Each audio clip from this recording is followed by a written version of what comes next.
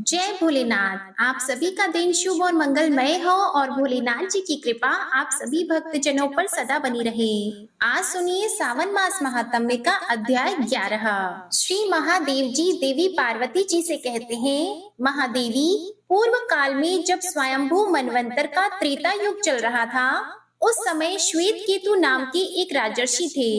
वे बड़े भारी तपस्वी थे। उन्होंने प्रभास क्षेत्र में आकर समुद्र के तट पर शिवलिंग की स्थापना करके महान तप प्रारंभ किया।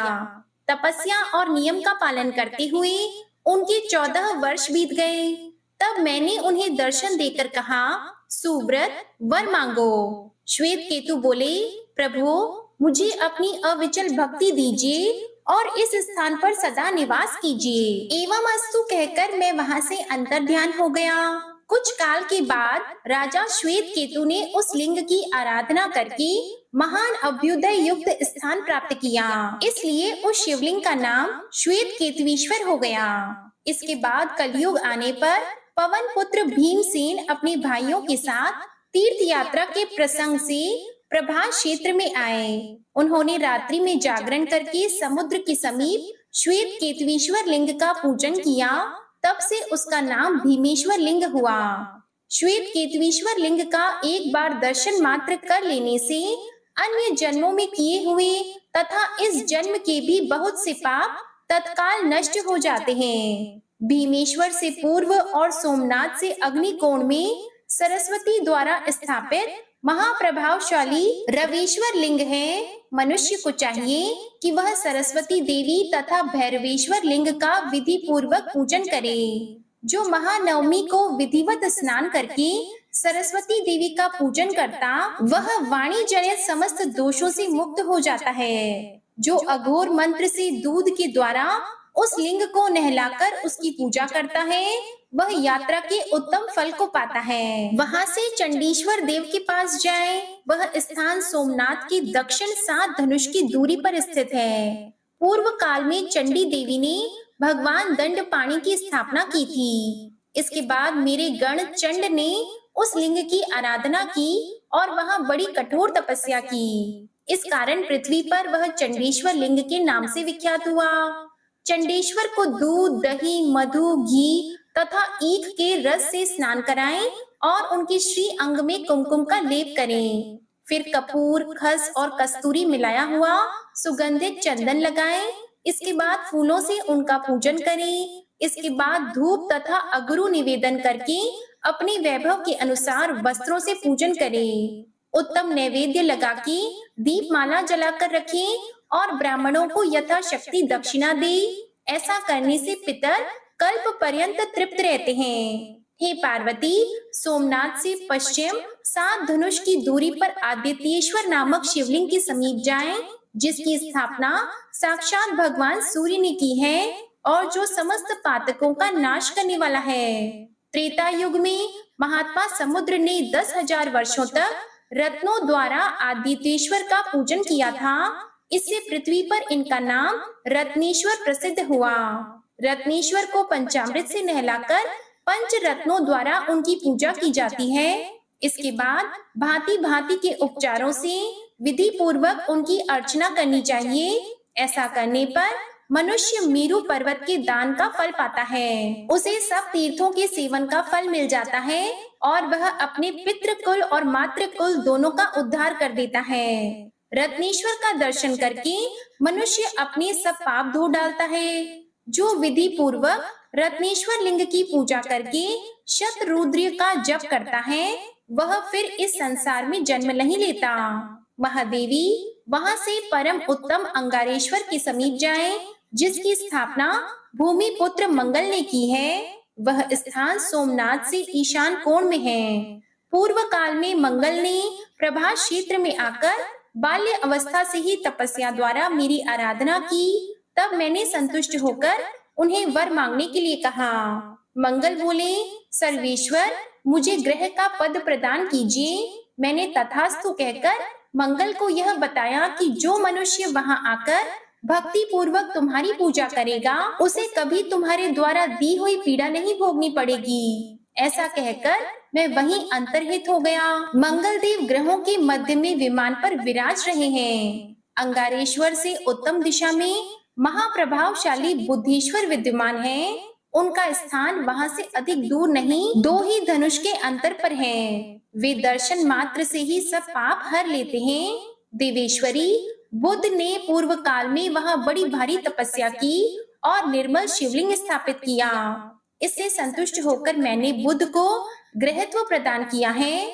बुधवार और अष्टमी के योग में बुद्ध द्वारा स्थापित शिवलिंग की विधिवत पूजा करके मनुष्य राजसूय यज्ञ का फल पाता है। बुद्धेश्वर के प्रसाद से उसके कुल में दुख और दुर्भाग्य प्रवेश नहीं करते।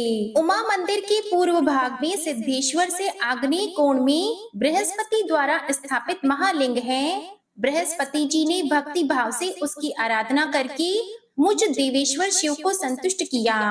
इससे उन्होंने संपूर्ण मनोवांछित फल प्राप्त कर लिए। मुझसे ज्ञान पाकर वे देवताओं के पूजनीय गुरु हो गए और ग्रह के पद पर प्रतिष्ठित होकर इस समय स्वर्ग लोक में आनंद भोगते हैं। बृहस्पतिश्वर का भक्ति भाव से दर्शन करके मनुष्य कभी दुर्गति में नहीं पड़ता।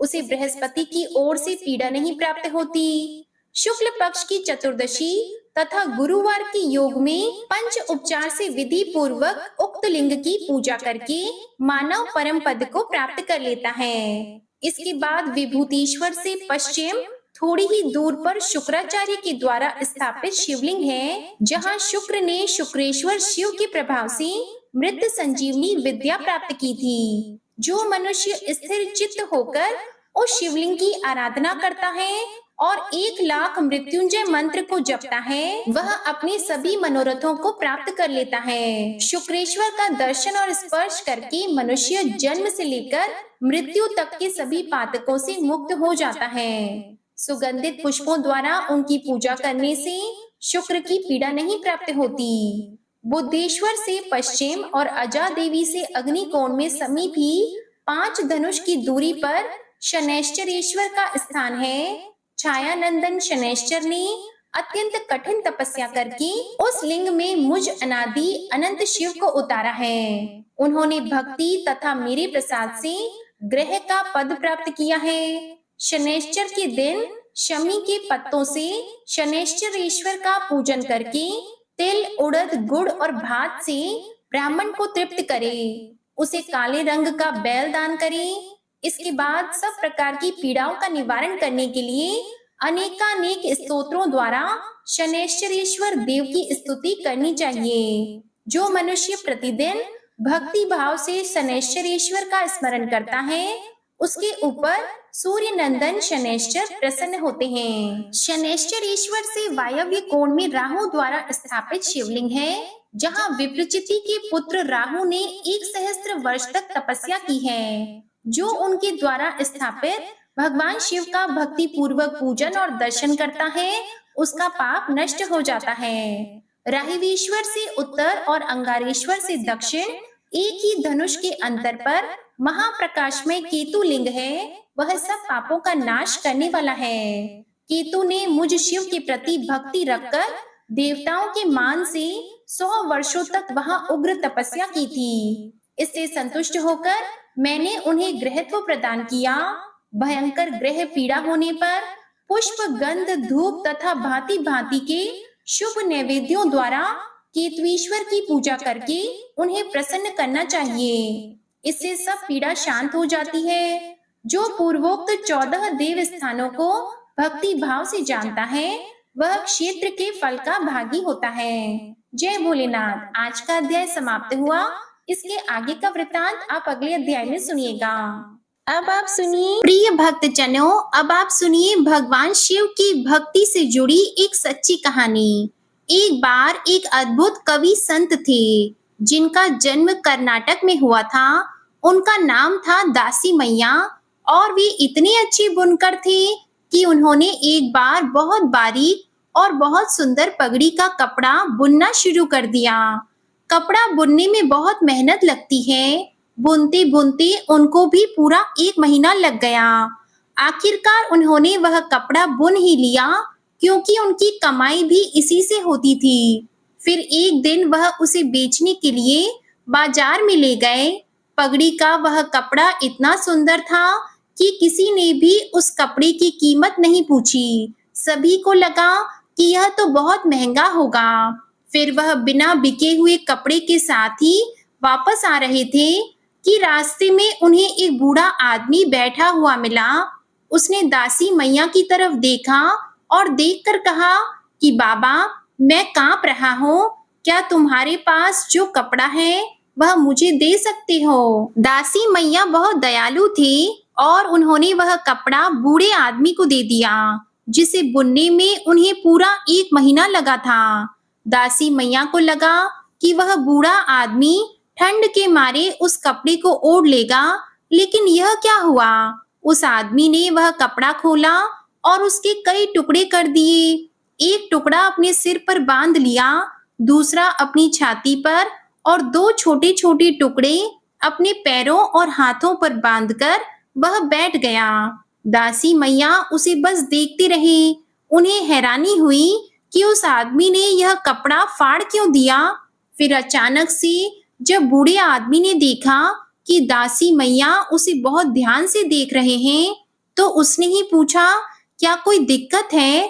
तो दासी मैया कहने लगी, नहीं, बस यह कपड़ा तो आपका ही है, अब आप चाहें जो इसका करें। फिर दासी मैया उस बूढ़े आदमी को अपने घर पर खाना खिलाने के लिए लेकर गई, लेकिन उनके घर पर खाने के लिए कुछ भी नहीं था। घर पर आए हुए मेहमान को देखकर उनकी पत्नी बोली कि घर में तो इतना खाना भी नहीं कि आप ही खा सके, और आप अपने साथ एक मेहमान और ले आए। अब दासी मैया बड़े परेशान हो गए। महीनों की मेहनत करने के बाद वह जो कपड़ा बुनते, उसे बेचने के बाद ही जो रुपए मिलते, उन्हीं से उनका घर चला करता था, और आज उनकी मेहनत भी व्यर्थ गई थी। दासी मैया ने सोचा, घर पर आए हुए अतिथि का अपमान करना ठीक नहीं। तब उन्होंने अपनी पत्नी से कहा कि तुम मेरा मत सोचो, मेरे साथ जो अतिथि आए हैं उनका पेट भरना जरूरी है, इसलिए घर में जो भी तिल फूल है उसे ही बनाकर ले आओ। अब भला देर किस बात की थी? भगवान भी अपने सच्चे भक्त को ज्यादा देर परेशानी में नहीं देख सकते। वह बूढ़ा आदमी और कोई नहीं बल्कि स्वयं भगवान शिव थे। उन्होंने दासी मैया की करुण हालत देखी तो वे अपने वास्तविक रूप में वहां प्रकट हो गए। फिर भगवान शिव ने एक मुट्ठी चावल उनके अनाज के बर्तन में डाल दिया। अब वह बर्तन अक्षय पात्र बन गया, यानी जिसका कभी अंत ना हो, जिसमें से जितना भी भोजन मांगो उतना मिलता ही रहे, कभी समाप्त ही ना हो। फिर तो उस बर्तन में रखा हुआ अनाज कभी खत्म ही नहीं हुआ, वह बर्तन कभी खाली नहीं हुआ। अब दासी मैया और उनकी पत्नी भगवान के चरणों में गिर पड़े और देखते ही देखते भगवान शिव वहां से अंतर्ध्यान हो गए। अब दासी मैया और उनकी पत्नी ने उस बर्तन से बहुत से लोगों की मदद की, यानी कि जो लोग भी भूखे होते, जिनके पास पैसे नहीं होते, उन्हें भर पेट भोजन कराते और खुद भी उससे ही भोजन करने लगे। इसलिए भोलेनाथ को पाने के लिए कुछ ज्यादा मेहनत करने की जरूरत भी नहीं पड़ती। बस भोले बाबा के प्रति मन में सच्ची श्रद्धा होनी चाहिए, विश्वास होना चाहिए और आपका मन सही होना चाहिए। सबके प्रति करुणा भाव होना चाहिए, और जब ऐसे भक्त भगवान की शरण में जाते हैं तो बाबा अपने भक्तों की मदद करने के लिए कुछ भी कर सकते हैं। मन में अगर भाव सच्चे हो तो चाहे आपके पास भगवान शिव को अर्पित करने के लिए 56 भोग ना हो, तरह तरह की पूजन सामग्री ना हो, भगवान शिव तो एक लोटे जल को भी स्वीकार कर लेते हैं और आपकी जो भी मनोकामना है उसे पूर्ण कर देते हैं। तो ये थी भगवान शिव की भक्ति से जुड़ी एक सच्ची कहानी। आपको आज की कथा पसंद आए तो इस वीडियो को लाइक करके चैनल सब्सक्राइब कीजिएगा और कमेंट में हर हर महादेव जरूर लिखिएगा। इसी के साथ आज आप हमारे चैनल पर शिव महापुराण की कथा और नाग पंचमी की कथा भी जरूर सुनिएगा। ओम नमः शिवाय।